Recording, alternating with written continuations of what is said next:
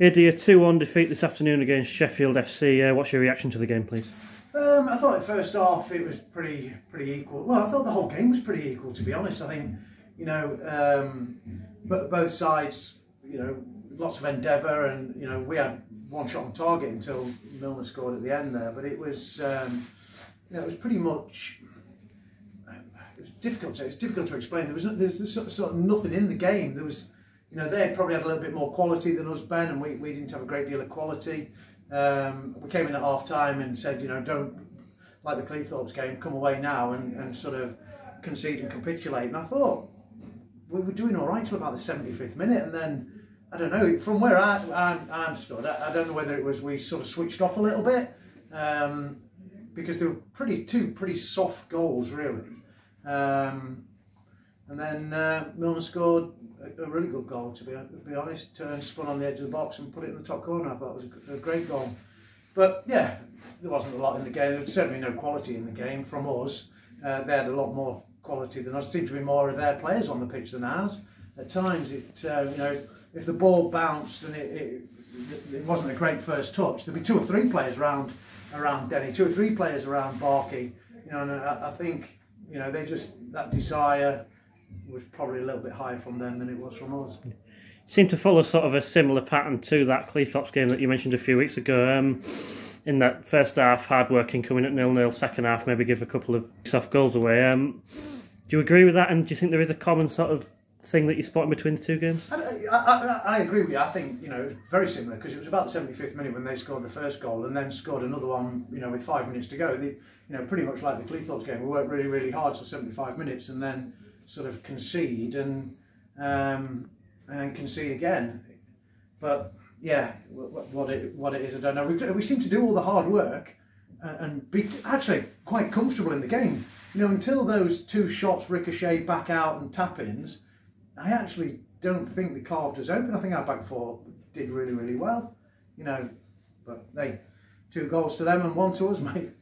And a red card at the end there for Alex Markham. Probably can't really argue with the second one, but the first one maybe felt like he got the ball, might have been a bit harsh.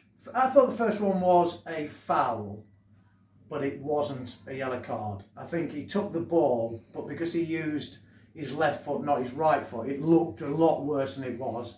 And of course, it's right in front of us. And of course, when it's in front of our bench, their bench goes up, and the referee, regardless of what he sees, hears quite a lot as well. And I think, yes, it was a foul. Not sure it was a yellow card, but he gave a yellow card. That's and to be fair, the second one was a yellow card, and therefore he gets sent off. One thing I will say, young Alex Markham's down there. He's gutted, absolutely gutted. And one thing that shows, it actually means something. It actually means something to him that he's been sent off. He's not joking and laughing about it. He's actually sat there with with his head between his knees, and I quite respect that. Just get a couple of the lads around him now, just to make sure he's all right. But yeah, a bit harsh the first one for a yellow, because I think that was his first full-blooded tackle or game. Maybe it looked worse than it did look worse than it was, but he clearly right in front of us. He did get the ball, but he did look worse. New signing Bobby Atry, given a few minutes off the bench, which is a positive in that he'll be able to play in the Australian Senior Cup semi-final.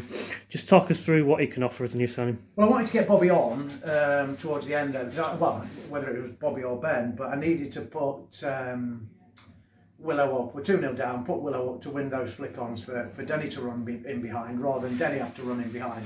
So I thought, well, I've got to take Barkey off. I need to put centre half on, whether it be Bobby or Ben. Ben can already play in the East Riding Cup. Bobby can't, but he can now.